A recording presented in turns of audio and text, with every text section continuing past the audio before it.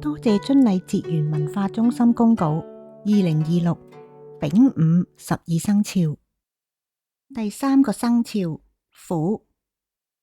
虎宮去年實在係唔錯嘅，吉星勁，凶星弱。點知今年會衰得咁徹底？睇嚟以後要學識居安思危啦。但凡吉星好嘅一年唔好偷笑，下年就知味道。今年衰到一粒吉星都冇，12生肖入邊淨係得佢係咁嘅啫，可嘆啊！凶星就係窮凶極惡之徒，咁最惡嗰啲凶星呢，就分兩類嘅，一類就係主血光，一類就係講嗰啲乜喪乜喪啦。而虎宮4粒凶星入邊嗰個白虎呢，就係凶星入邊嘅專業戶。其餘有主是非嘅子背、還禍星飛廉同埋爭執星大煞。虎宮唯一可以安慰嘅就係同肖狗同埋肖馬3合太歲咯，聊勝於無啦。事業，虎人今年最好嘅就能夠同肖馬、肖虎合作，契合度高，合作愉快。因為有白虎作惡，極度需要小心交通意外。尤其如果啲虎人係職業司機，然而身為虎人嘅乘客，亦都唔好喺車上面瞓覺。咁如果肖虎者係藍領嘅呢，咁但凡從事大型機器操作啦，做廚師啦、社團人士，都要小心血光刀傷。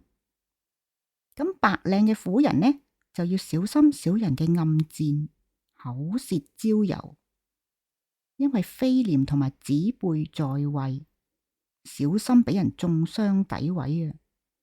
係不利嗰啲靠名氣聲譽嘅行業，例如明星啦、星級導師啦。飛廉呢，亦都指天上面跌落嚟嘅意外，所以虎人工友小心地盤呢又跌落嚟嗰啲石仔啊，或者高空雜物，記得戴好安全帽啊！財運，虎人嘅事業困難重重，打工仔最緊要保住份工，咁就可望月月有糧出啦。咁又係白虎啦。虎人慎防親友借錢唔還，千祈唔好借戶口、借地址或者簽名成為擔保人。咁如果係虎人嘅老闆呢，慎防員工穿櫃桶底或者俾賊爆格。虎人亦都要自己小心，大意失財，又或者俾人呃錢。此外，仲要小心體弱易生病、易受傷。家中嘅老少亦都需要留啲錢買保險同埋保健品。呢粒白虎凶星多才多藝啩，佢都堪稱係凶星中嘅天才。咁其餘梗係要留啲錢應急啦，因為上面提到嘅飛廉，佢會帶嚟一啲意外受傷同埋家居維修嘅。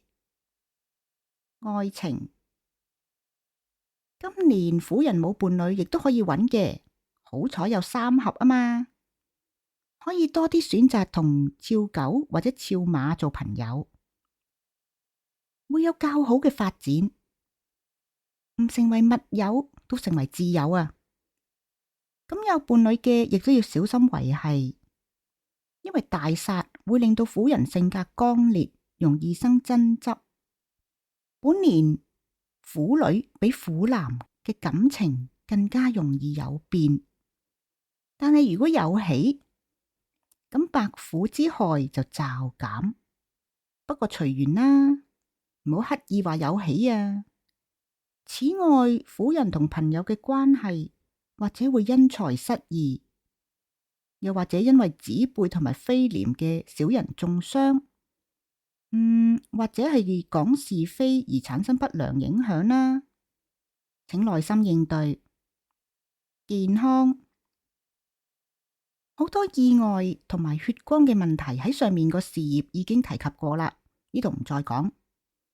八苦仲會主疾病同埋精神不寧，禍及家人，請多留意家中老少健康，仲要包括埋夫家或者妻家嘅姻親老少喎。俏婦女要小心生理暗疾，唔好忽略女性體檢。